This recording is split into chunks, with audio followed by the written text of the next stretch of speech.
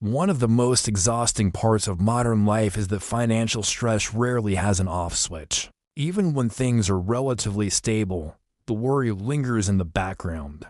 It shows up late at night, during quiet moments, or when something small goes wrong and suddenly feels much bigger than it should.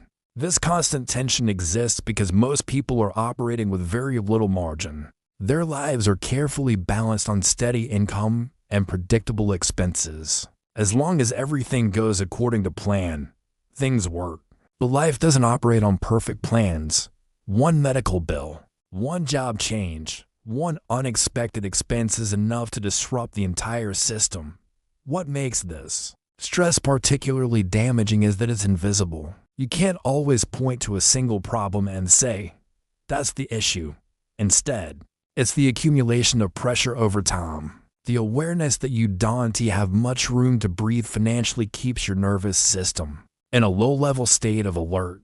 This kind of stress changes how people think and behave. It narrows focus, reduces creativity, and makes long-term planning feel overwhelming. When your mind is occupied with maintaining balance, it becomes very difficult to imagine a different future, let alone build one. The irony is that many people experiencing the stress are doing relatively well by traditional standards.